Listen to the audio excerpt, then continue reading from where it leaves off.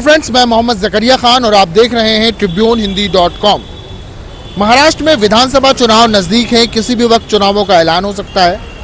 फिलहाल मैं नागपुर शहर के इंदौरा चौक में खड़ा हूँ। इंदौरा चौक में जिस जगह खड़ा हूँ ये क्षेत्र उत्तर नागपुर विधानसभा क्षेत्र में आता है।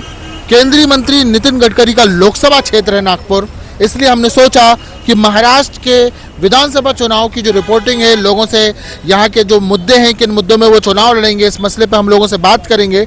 हमने सोचा क्यों ना नागपुर से इसकी शुरुआत की जाए और फिलहाल हम मौजूद हैं इंदौरा चौक में। यहाँ पे हम लोगों से बातचीत करेंगे। ये एससी रिजर्व सीट है, हम लोगों से बात करेंगे, पूछेंगे कि किन मुद्दों पे इस बार वो वोट डालेंगे, वो कौन से मुद्दे हैं जिनको ध्यान में रखते हुए वो वोट डालने जाएंगे। हमारे साथ एक महिला, दो महिलाएं खड़ी हैं, कुछ लोग और खड़े हैं। आ जाइए, आप लोग भी ऐसे आ जाइए। ये बताइए कि इस बार महाराष्ट्र में विधानसभा चुनाव काफ़ी नज़दीक हैं, किसी भी वक्त ऐलान हो सकता है। वोट डालने जब जाएंगे आप लोग तो वो कौन से मुद्दे होंगे ध्यान में रख के, महिलाओं के, पुरुषों को, युवाओं के, या आपके अपने मुद्दे जिसको आप पहले ध्यान में रखेंगी कि यार ये मुद्दा है ऐसा कि मुझे इस पर वोट डालना होगा? अभी मुद्दा कौन सा पकड़ना चाहिए? आ जाइए आप। कौन सा मुद्दा पकड़ना चाहिए और वोट देना चाहिए किसको? आपको ये लगता क्या है दिमाग में कि कुछ है ऐसी चीजें जो आपकी जरूरतें हैं, आपको अफेक्ट करती हैं? आपको लगता है कुछ? नहीं। अच्छा, आप लोग आ जाइए, आप बिल्कुल बताइए। कुछ याद आई है तो बताइए। आप आइए, आइए ना, इधर आइए ना। क्या नाम है आपका? मेरा नाम है विनोद शंबरकर। ये बताइए कि इस बार महाराष्ट्र में विधानसभा चुनाव में जब आप वोट डालने जाएंगे तो आपको क्या लगता है कि वो कौन से मुद्दे हैं, वो कौन सी चीज़ें हैं जिनको ध्यान में रख के वोटर वोट डालेगा, आप वोट डालेंगे?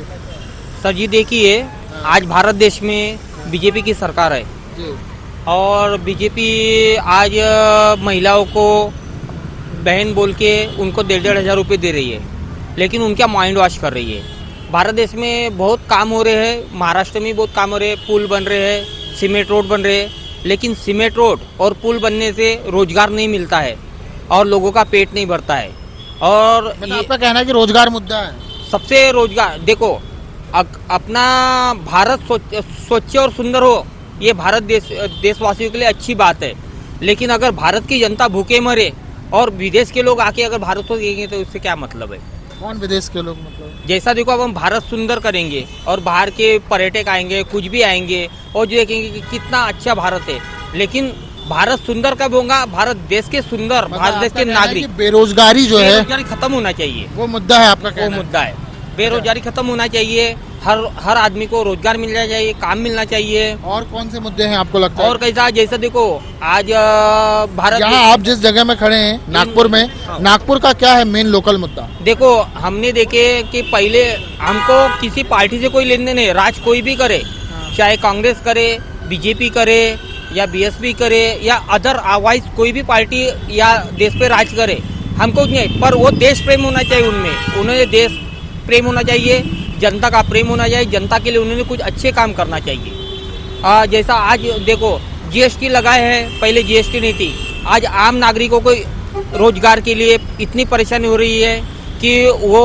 आज इतनी महंगाई बढ़ गई है, इवन अभी तक के ऑल इज वर्ल्ड में। आपके हिसाब से महंगाई मुद्दा है? हाँ, आज पूरे ऑल इज वर्ल्ड में। इसलिए पूछ रहा हूँ महंगाई मुद्दा है या नहीं, है ना? मतलब कि ये सिर्फ वीडियो में मुद्दा होता है कि वोट डालते वक्त भी होता है ये मुद्दा? वोट डालते वक्त नहीं, हमको तो हम सिर्फ वोट डालते हैं, वोट कहाँ जाता है और क्या होता है आई डोंट नो, इसको हमको कोई जानकारी नहीं, कोई मालूमात नहीं है। अच्छा, क्योंकि हम नागरिक है। आप लोग भी आइए ना, इधर खड़े हैं, ऐसा आइए।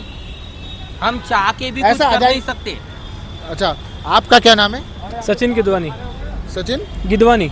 सचिन जी, मुझे ये बताइए, जैसे उन्होंने बताया कि महंगाई और बेरोजगारी मुद्दा है, आपके हिसाब से चुनाव में इस बार क्या मुद्दा होगा जो चुनाव में लोग वोट डालने जाएंगे? सर, बेरोजगारी वाला मुद्दा बहुत पुराना हो गया है। जी जी। बेरोजगारी वाला मुद्दा इस बार कोई चलने वाला है नहीं।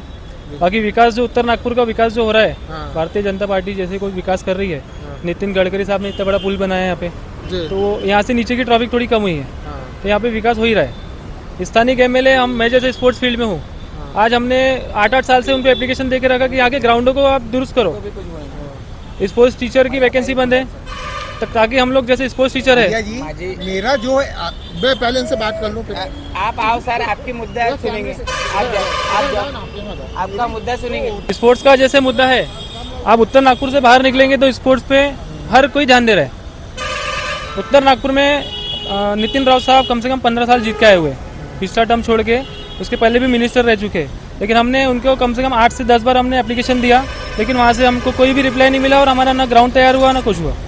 मतलब ये एक मुद्दा है यूथ से रिलेटेड, कि मतलब आप स्पोर्ट्स में कोई ध्यान नहीं है। कौन सा खेल खेलते हैं आप? बास्केटबॉल। तो क्या मतलब स्टेट लेवल हेल्थ के लिए और जो स्पोर्ट्स को बच्चों को डेवलप करना है उसके लिए हमारे आमदार का कोई ध्यान नहीं है। क्या नाम है आपके अंदर का? डॉक्टर नितिन जी राउत। अभी नितिन राउत यहाँ के एमएलए हैं? एमएलए अभी वही है नितिन राउत। आपका नाम? माय नेम इज गगन अजय गुंडाने। हाँ। सर कैसी एक्चुअली मालूम है क्या, लोग जो है ना ऐसे आओ ना। हाँ सर, एक्चुअली लोग जो है ना वो चिंतित है। फ्लाईओवर बनाने से मालूम है क्या संभावना नहीं निकली। जो वहाँ जा रहे अपन ये रोड से जा रहे हैं तो हाँ। लोग मालूम है कि चिंतित होके जा रहे हैं कि कहाँ से घूम के जाए। लोगों को फ्लाईओवर बना के मालूम है क्या पॉसिबिलिटी क्या चाह रहे हो नहीं कहना नहीं चाहता। देखो फ्लाईओवर में कितने करोड़ों रुपए ला ले, एक मालूम है क्या नॉर्मली मालूम है रेशम ग्राउंड में नहीं क्या सिर्फ 42 करोड़ रुपए खर्चा किए। और क्या किए मालूम है, लाडली बहन योजना नहीं क्या, सुनो हिसाब से पैसा कहाँ खर्च होना सुनो ना, चाहिए? सुनो लाडली बहन जो योजना है ना हाँ। 1500 रुपए बांट रहे ना, तो उनको मालूम है 6.5 आलू बांटे उनने और पूरी बांटे। हम खुद चेक करने वाले नहीं क्या, एक बॉक्स तो ऐसी चमकता था पर मालूम है क्या नहीं बात कर रहा गलत बात। नहीं अरे मैं हम कहना ये चाह रहा हूँ कि मतलब आप कहना क्या चाह रहे हैं, कुछ समझ कहीं कुछ। कहने का मतलब कि क्या मेरा कहने का मतलब क्या है, देखो सरकार किसकी भी बने, सरकार किसकी भी बने, उद्योग होने को होना, उद्योग होने को होना। क्या कह रहे थे आप? गरीब आदमी मेरा कहना सुनो क्या ना है, मेरा कहना क्या है, हाँ, मैं हरदम वोट देता हूँ, हाँ, वोटिंग डालता हूँ। हाँ, क्या नाम है आपका? कमलेश शर्मा, ब्राह्मण हूँ जात का, हाँ। गरीब हूँ मैं, हाँ, मैं ब्राह्मण हूँ। ये बार मेरे को वोट में क्यों घुमाया गया कि मेरे पूरे घर का परिवार का कोई भी वोट में कंप्यूटर में और लैपटॉप में कोई नाम ही नहीं आया। वोटर ऐसा लिस्ट में क्यों नाम ही हुआ? नहीं है आपका? नहीं आया। ये तो आपको क्यों? चेक करना चाहिए आपको।